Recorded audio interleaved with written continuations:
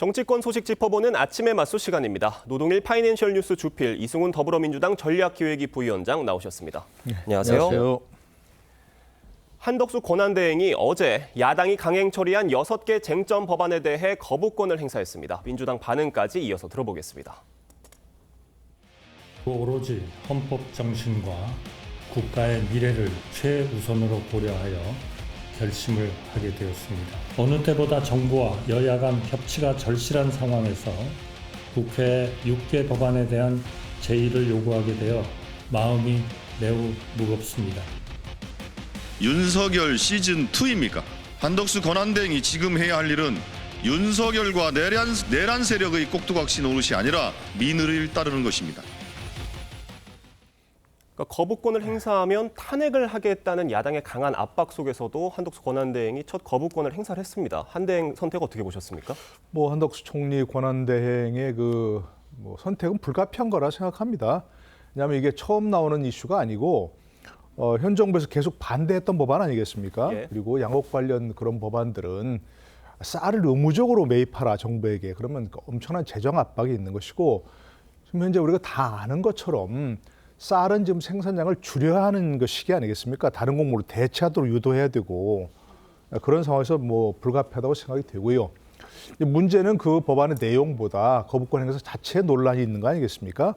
그것도 할 수 있다 없다 이렇게 얘기하고 좀 소란스러운데 소란스러울수록 저는 원칙을 봐야 된다고 생각합니다.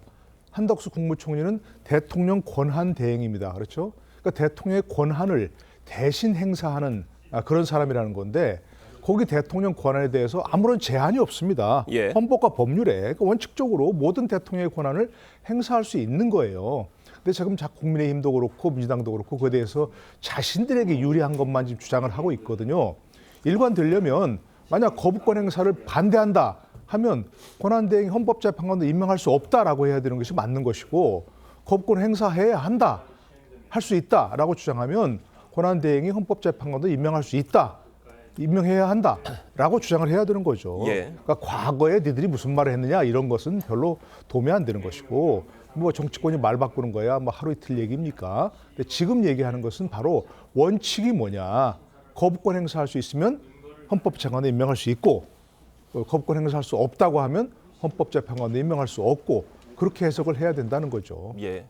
지금 보신 것처럼 민주당은 즉각 반발을 했었는데 한덕수 권한대행을 실제로 탄핵했을 경우에 벌어지게 될 여러 가지 상황들 때문에 고심이 깊은 상황 같아요. 어떻게 선택할 것으로 보십니까? 그렇죠. 고심이 깊을 수밖에 없죠. 윤석열 대통령의 어떤 내란 행위로 인해서 국민들이 이렇게 고통받고 있는데 지금 야당이 국무총리를 탄핵한다라고 한다면 예. 아무래도 불안하죠. 근데 저는 우리나라 내부적인 문제보다도 대외적인 문제에 있어서 더 심각할 것 같아요.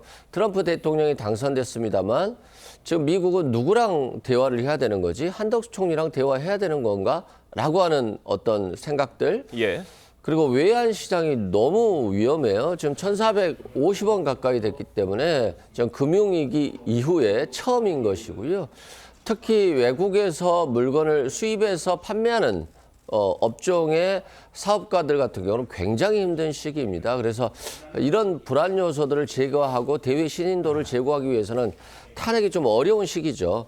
그럼에도 불구하고 만약에 한덕수 총리가 내란 특검을 거부한다거나 김건희 특검을 거부한다라고 하는 것은 이건 정말 윤석열 시즌2가 되는 거거든요. 예. 그리고 민의를 저버리는 것이기 때문에 그럴 경우에는 우리 민주당에서도 탄핵으로 가는 것을 막기가 쉽지는 않다라고 생각됩니다. 지금 말씀을 해주셨지만 김건희 특검법과 내란 특검법에 대해서는 한덕수 권한대행이 분리대응할 것이다. 이런 관측도 있거든요. 어떻게 보십니까? 글쎄 이제 아까 제가 대통령의 모든 권한을 행사할 수 있다고 했는데 그건 이제 이론적인 것이고 예. 이론이 맞는 것이고 그러니까 현실적으로는 정치적 고려를 해야 된다 그런 얘기죠. 예. 자제할 수밖에 없는 것이고 글쎄 이제 김건희 특검법, 내란 특검법 저는 정치적으로 좀 신중하게 판단해야 한다고 생각합니다.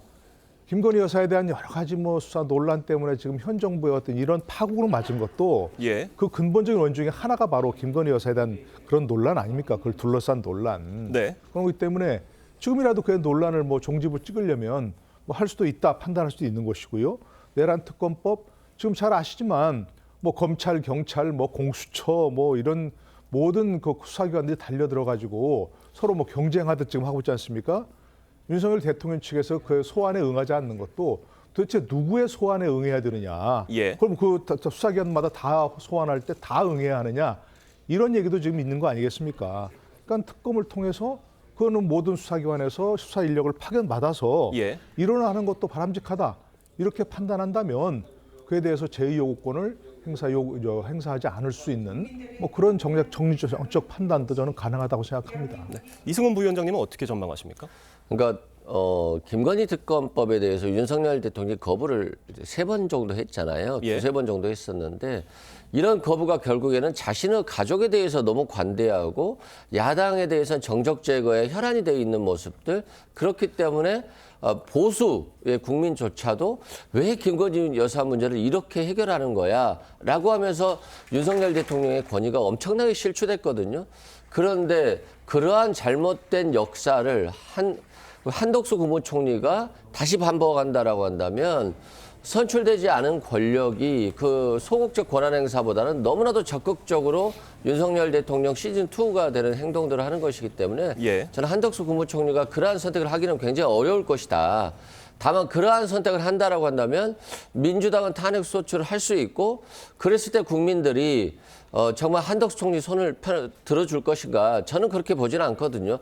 이제는 이런 잘못된 과거의 이런 잘못들을 끊어줘야 돼요. 그래야지만이 한덕수 총리가 말했던 헌법을 바라보는, 그리고 대한민국의 미래를 바라보는 여야가 협치하는 정국이 되는 것이지, 그렇지 않는 행동을 한다면 한덕수 총리조차도 반대되는 행동을 하는 것이다라고 생각됩니다. 말씀해 주셨지만 가정입니다만 한덕수 권한대행이 거부권을 행사를 해서 탄핵 소추가 현실화된다고 한다면 이 헌법 재판관 임명이나 특검 출범도 늦어지게 되는 거 아니냐, 이런 분석도 있거든요. 어떻게 솔직히 보십니까? 그런 고민들이 있죠. 예. 그런데 실은 늦어지는 것도 늦어지는 거지만 대외 신인도에 큰 타격이 되고 결국에는 최상목 경제부총리가 그 권한을 다시 부여받아야 되는 거잖아요. 예. 그 과정에 있어서 또 혼란도 있기 때문에 정말 한덕수 총리가 이제는 제대로 된 선택을 해야 되는 시기다라고 말씀드립니다. 네, 알겠습니다. 다음 이야기로 넘어가 보겠습니다. 어제 윤석열 대통령의 40년 지기인 석동현 변호사가 기자회견을 열었습니다. 이 계엄 사태 관련 윤 대통령의 입장을 밝혔는데 목소리 직접 들어보겠습니다. 대통령과 필요한 범위 내에서 충분히 소통을 하고 있습니다. 얼굴도 보기도 했다는 말씀까지 드리겠습니다. 대통령도 법률가입니다. 뭘 체포를 해라, 뭐 끌어내라 하는 그러한 용어를 쓰신 적은 없는 것으로 없다고 들었습니다. 체포 지시 없었다는 건 대통령 본인이 하신 말씀인가요? 그렇습니다. 대통령이 체포 채자도 얘기한 적도 없을 뿐만 아니라 기본적으로 그러한 생각을 하신 바가 없습니다. 그러니까 석동현 변호사 얘기는 윤석열 대통령이 당시에 체포의 채자도 꺼내지 않았다, 이런 얘기거든요. 그런데 국회에서 나왔던 그 많은 증언들과는 엇갈리는 얘기입니다. 어떻게 들으셨습니까? 그래서 우선 뭐 본인이 지금 윤석열 대통령의 공식 변호인지 아닌지 네. 저런 말할 자격이 있는 건지 그냥 친구로서 얘기한다, 그건 조금 어설픈 얘기고요. 예. 그걸 좀 확인해야 될 것 같고, 글쎄 만약에 이제 저런 얘기를 윤석열 대통령 측에서 한 얘기를 공식적으로 얘기하는 거라면 뭐 저 의도야 뭐 생각할 수 있는 거죠. 탄핵은 뭐 불가피하다고 판단한다. 예. 그러나 내란죄에서 형사처벌 받는 건 좀 별개 얘기거든요. 그건 1심, 2심, 3심 대법원까지 가서 확정이 돼야 되는 그런 혐의고, 또 만약에 이제 그렇게 확정이 된다면 야말로 그건 사형 또는 무기징역밖에 법정형이 없는 그런 엄중한 죄입니다. 예. 그렇기 때문에 그에 대해서는 좀 정말 다퉈보겠다, 그런 생각이 있는 것 같고요. 만약에 이제 체포하라는 명령이 있었다면 그야말로 국헌문란의 목적이 있었던 거 아니겠느냐. 예. 뭐 국토 참전이야, 내란죄 성립 요건 중에 국토 참전이 안 되지만 국헌문란의 목적, 즉 헌법기관인 국회의 기능을 마비시키려는 그런 목적이 있었던 거 아니냐, 이런 얘기 들을 수 있는 것이거든요. 예. 그렇기 때문에 체포하라는 명령이 있었느냐, 뭐 지금 군인들은 그런 진술을 하고 있는 분이 있지만 그런 진술에 대해서는 다툴 것 같고, 그렇다면 객관적인 증거로서는 지금 확인이 되기 어려운 부분이거든요. 예. 그 군인들이 그걸 녹음을 했을까, 녹취했을까? 또 만약에 비슷한 얘기가 있다 하더라도 체포라고 해석한 건 있지 않을까? 이런 엇갈리는 그 해석이 있을 수 있으니까 예. 그런 점에서는 앞으로 좀 여러 가지 문제가 있을 것 같습니다. 윤석열 대통령 측에서 이렇게 공개된 수많은 증언과 사실들과는 다른 얘기를 이렇게 공개적으로 하는 게 어떤 여론전에 나서는 거 아니냐 이런 분석도 있거든요. 어떻게 보셨습니까? 그렇죠. 뭐 혹세무민하는 거죠. 그래서 자신의 지지층, 극우 지지층만 모아놓고 자신의 생명을 좀 유지해 보겠다. 그리고 그걸 가지고 민주당이나 이재명 대표를 공격해 보겠다. 뭐 이런 정도 수준인 것이지 저 말을 믿을 사람이 어디 있겠어요. 곽종근 특수전 사령관, 이진우 수방사령관, 그리고 조지호 경찰청장, 홍장원 국정원 1차장 모두 다 대통령이 그런 지시를 했다라고 하고 있고 체포하라고 하고 끌어내라고 했다는 말이 있잖아요. 그런데 이 사람들은 누구죠? 윤석열 대통령이 임명한 사람이잖아요. 예. 그리고 홍장원 1차장을 제외하고는 사실상 이 계엄에 동조하고 함께한 사람이에요. 근데 이 사람들이 굳이 대통령을 향해서 거짓말을 할 필요가 있겠습니까? 법원에서는 뭐 당연히 윤석열 대통령의 거짓말을 거짓말로 인정할 것이기 때문에 지금 석동현 변호사는 변호사로서라기보다는 윤석열 대통령의 대변인으로서 예. 혹세무민을 통한 극우 지지층 세력 결집의 하나의 일환이다 이렇게 생각됩니다. 네. 지금 이런 상황에서 윤 대통령은 헌재가 보낸 탄핵 심판 관련 서류를 여전히 받지 않고 있고요. 변호인단 구성도 늦어지고 있습니다. 시간 끌기라는 지적이 나오고 있는데 이 부분에 대한 윤 대통령 측 입장도 들어보겠습니다.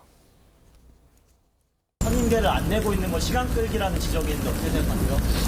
이렇게 성급하게 졸속적으로 탄핵 소추가 이루어진 측면이 분명히 있고요. 그러나 그러한 절차 자체를 우리가 부정도 할 수도 없는 입장에서 그에 대응하는 어떤 입장에서는 좀 여러 가지 준비가 필요하지 않겠습니까? 이걸 시간 끌기라고 하는 것은 아직은 정말 그것 또한 너무나 성급한 평가다.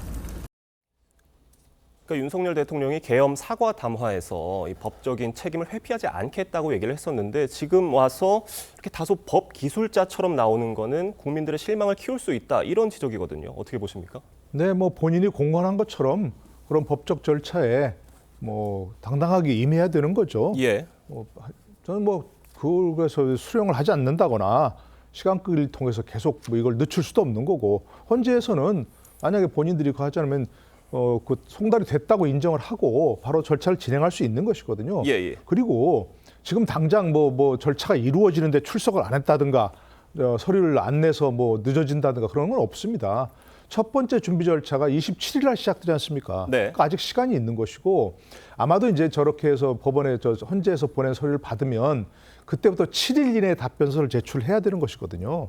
그러니까 아마도 이제 좀 석 변호사가 얘기한 것처럼 그야말로 자신의 입장을 아직 정리할 시간이 좀 필요하고 예. 헌재에 보낼 답변서도 나중에 공식화되면 그걸 바꿀 수 없는 거 아니겠습니까? 그게 어려운 거 아니겠습니까? 예. 그렇기 때문에 조금 신중하게 생각하는 뭐 그런 자세라고 생각하지 이거 헌재 절차를 늦추려는 생각이 아니고 또 그럴 수도 없습니다. 이게 헌재 절차가 27일 시작되면 예. 뭐 당사자의 의사에 상관없이 계속 이어지는 거니까요. 예. 말씀해 주신 것처럼 첫 변론 기일이 27일로 잡혀 있기 때문에 그 일정은 지금 바꿀 수가 없는 거고요. 다만 지금 이렇게 서류를 수령하지 않는 거에 대한 시간 끌기다 이런 지적이에요. 어떻게 보십니까? 그렇죠. 뭐 며칠은 끌 수 있을 거라고 봐요. 예. 근데 헌법재판소가 신속하고 정확하게 재판을 할 수밖에 없는 이유는 윤석열 대통령이 윤석열이 아닌 대통령이고 최고 권력자이기 때문입니다. 외교, 국방, 안보, 경제 모든 걸 통할하는 대통령이 공석 상태로 있고 언제 구속될지도 모르고 있고 외국에서도 그렇게 보고 있기 때문에 지금 이 상태가 지속된다라고 한다면 국민들의 어떤 민생이나 이런 것들은 파탄이 나죠. 예. 그런데 윤석열 대통령이 그러한 것을 예측함에도 불구하고 계속해서 자신의 어떤 대통령이라고 하는 직책을 더 유지하려고 또는 야당에게 권력을 정권을 넘겨주기 싫어서 라는 명목만으로 이렇게 끈다라고 하는 것들은 굉장히 계엄도 내란이지만 지금 국민에 대한 배신을 하고 있는 거다 이런 생각이 들고요. 박근혜 전 대통령이 최순실 국정농단 이후 자신이 방어권을 포기하는 것들은 결국에는 국민에게 그나마 조금이라도 안정감을 빨리 되찾게 해주기 위한 것이거든요. 윤석열 대통령이 박근혜 전 대통령을 구속시켰던 것처럼 본인도 박근혜 전 대통령의 길을 따라서 국민에게 조금이나마 자신의 죄를 씻을 수 있는 그런 행동들을 보여주길 바랍니다. 네. 저희 여당 소식도 짚어보겠습니다. 비상대책위원장 선출을 위한 선수별 의견 수렴이 시작됐습니다. 원내 인사들의 의견이 좀처럼 하나로 모이지 않는 분위기인데 당내 목소리 들어보겠습니다. 먼저 우리 이제 새로운 비대위원장은 좀 혁신의 방향을 가지고 당을 이끌 분이 됐으면 좋겠다. 두 번째는 경륜과 또 경험을 좀 가지고 좀 이끌어 주실 분이 왔으면 좋겠다. 비대위원장이 돼서는 안 되는 사람들이 있습니다. 극우주의 성향을 가진 사람은 해서는 안 되는 것이고요. 대통령과 가깝거나 대통령과 성향을 공유했거나 이익을 얻어왔던 사람들은 배제돼야 된다고 생각합니다. 그러니까 지금 권성동 원내대표 원톱 체제로 갈지 아니면 비대위원장을 세워서 투톱 체제로 갈지 이 부분에 대해서도 의견이 좁혀지지 않고 있고요. 비대위원장이 누구로 오느냐도 지금 전혀 의견이 좁혀지지 않는 것 같아요. 어떻게 보십니까? 보통 이런 때 비대위원장은 대개 이제 외부에서 모셔오는 게 일상적 아닙니까? 예. 이건 많이 그랬던 것이고요. 근데 지금 사실 정말 이런 상황에서 누가 비대위원장을 맡으려 할 것인가 또 뚜렷이 떠오르는 사람도 없어요. 제가 생각하더라도 누가 하는 사람이 떠오르는 사람이 없거든요. 예. 그렇다고 뭐 왜 예전에 계속 비대위원장 전문하셨던 분을 또 모셔올 수도 없는 거고 떠오른 분 있지 않습니까? 전 비대위원장으로 불리는 그런 분인데 그분을 다시 모신다? 그것도 정말 말이 안 되는 거고. 예. 그렇다면 그래 또 내부 인선을 통해서 그냥 예를 들어서 좀 권성동 원내대표가 겸직을 하게 한다든가 또 다른 뭐 예를 들어서 5선 몇 선 이런 분들을 얘기하는데 그런 분은 아까 처음에 얘기하신 분이 비대위원장은 당을 분위기를 추스르고 혁신해야 한다. 혁신의 분위기라도 네. 내야 한다. 하다못해 안 되더라도 신용이라도 해야 하는데 내부 인사가 비대위원장을 맡는다? 그러면 누가 그걸 가지고 어떤 국민이 그걸 보면서 당을 혁신하려고 하는가 보다 그렇게 판단하겠습니까?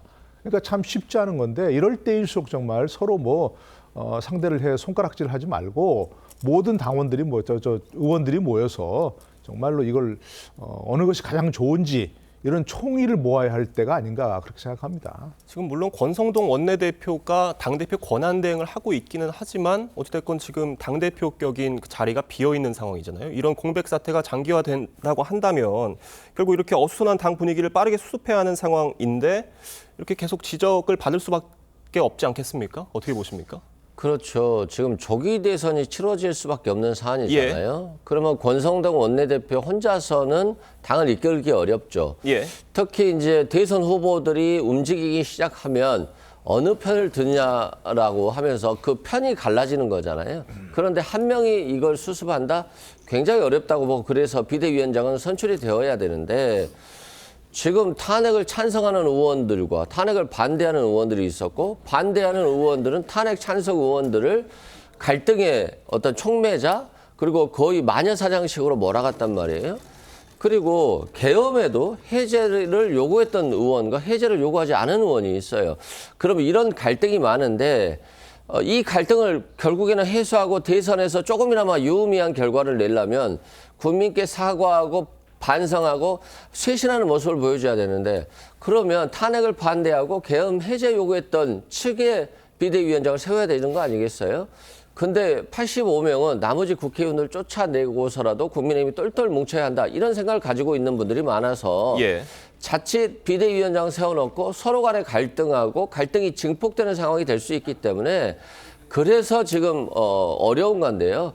결론은 국민을 보면 쉽지 않겠어요. 내가 지금 대권을 잡거나 내가 지금 당권을 잡는 생각만 있기 때문에 어려운 것이지 이 지금 힘들어하는 국민을 바라본다라고 한다면 비대위원장 선출은 또 쉬운 문제일 수 있다고 생각됩니다. 네, 지금 당내에서는 비상계엄을 옹호하는 이미지를 벗을 수 있는 사람이 비대위원장이 되어야 된다. 이런 목소리 나오고 있거든요. 어떻게 보십니까? 그러니까 아까 말씀드린 대로 그러려면 당연히 이제 외부에서 당 외부에서 수혈을 해서 예.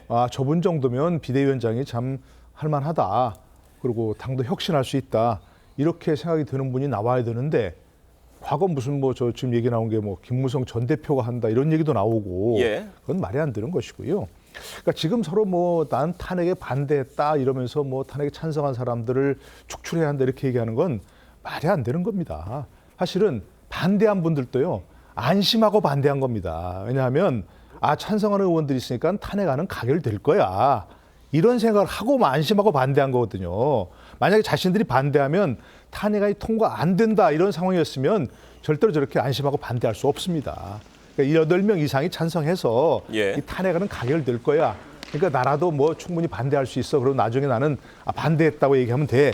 이렇게 안심하고 반대한 겁니다, 사실은. 그러니까 지금 와서 넌 찬성파냐 반대파냐 얘기하는 것은 불난 집에 뭐 문서 가지고 집문서가 누구한테 있냐 이거 가지고 따지는 건데 아무 의미 없는 겁니다. 그러니까 서로 지금이라도 다시 총의를 모아서 이런 상황에서는 일단 외부 인사를 택하는 게 좋다고 생각합니다. 그러면 외부에서 어떤 분을 모셔와서 당 혁신의 이미지를 좀 보여고 만약에 이제 아까 이제 이승훈 변호사는 조기 대선이 확실하다는데 아직 확실한 거 없습니다. 그러니까 그럼 어쨌든 조기 대선이 치러진다면 그건 내부에서 지휘를 해야 되겠죠. 권성동 원내대표를 중심으로 해서. 그러나 전체적인 당 이미지를 생각하면 외부에서 반드시 어떤 분을 좀 이미지가 좋은 분 그리고 이분 정도면 국민들의 신망을 받을 수 있다.